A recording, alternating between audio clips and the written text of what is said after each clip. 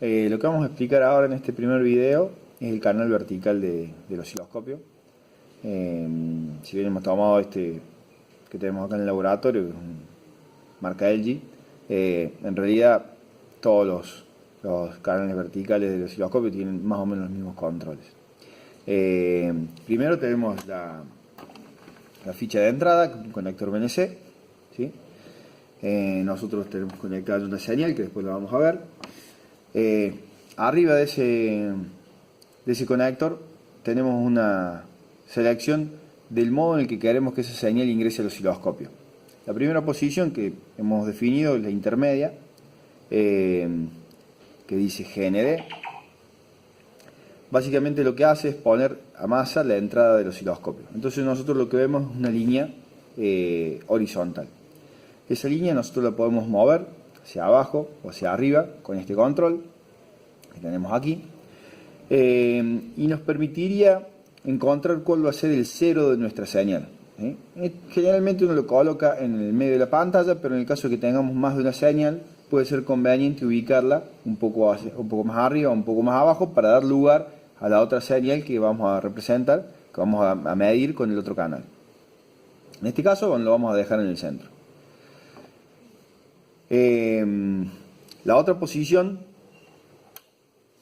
que dice DC lo que hace es dejar pasar la señal tal cual como viene de la fuente de señal. En este caso nosotros estamos usando un generador de funciones. Esa señal, como vemos, es una señal alterna que está montada sobre una continua. Recordemos que el 0 está en el centro de la pantalla, que es lo que habíamos seteado recién.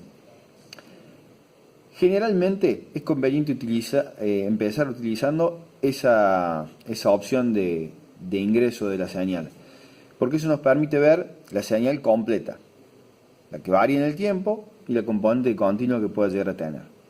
La última opción que tenemos es el acoplamiento en modo AC, en donde lo que hace el osciloscopio a través de un capacitor que se conecta en serie es eliminar la componente continua que tenga la señal, ¿sí? Podemos ver la diferencia entre el acoplamiento AC y el acoplamiento DC. Un ejemplo de uso del acoplamiento AC es cuando queremos medir el ripple de una fuente de tensión, ¿sí? En ese caso a nosotros no nos interesa ver la continua de la fuente, 5 voltios, 12 voltios, el valor que sea, sino simplemente la señal, cuánto está variando en el tiempo, el ripple. Y entonces de esa manera podemos eliminarle ese nivel de continua y quedarnos con la medición solamente del ripple y hacer una medición mucho más cómoda optimizando el uso de la pantalla. Vamos a dejarlo en DC. Luego tenemos este control que son los voltios por división. Es el control que va a definir cuántos voltios representan cada uno de los cuadritos que tenemos en la pantalla del osciloscopio, ¿sí? Si nosotros giramos esto en sentido antihorario, ¿sí? La señal en la pantalla se va a hacer cada vez más chiquita.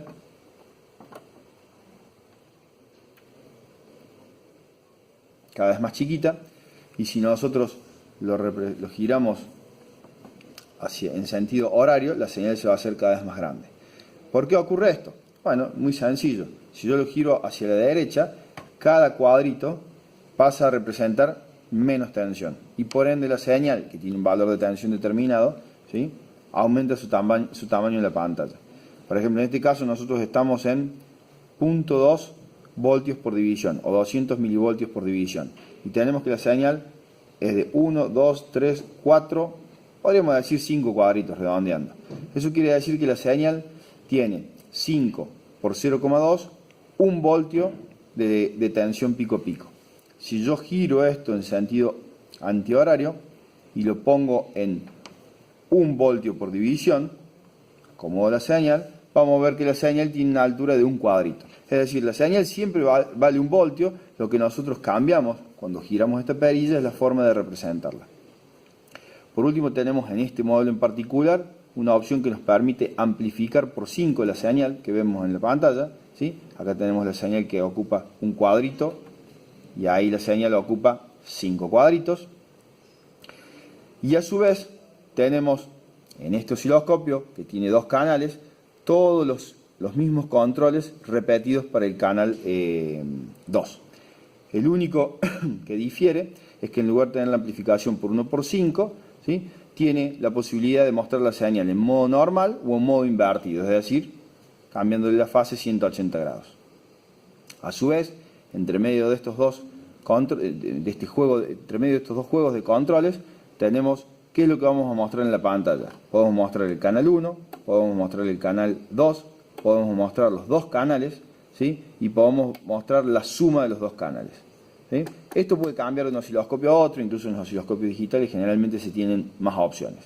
También podemos encontrar osciloscopios que tengan más de dos canales, pero en general los controles estos se van a repetir en cada uno de los canales, independientemente de la cantidad que tenga el modelo específico de ese osciloscopio con el que estemos trabajando. Bueno, con esto damos por terminado lo que es el canal vertical del osciloscopio.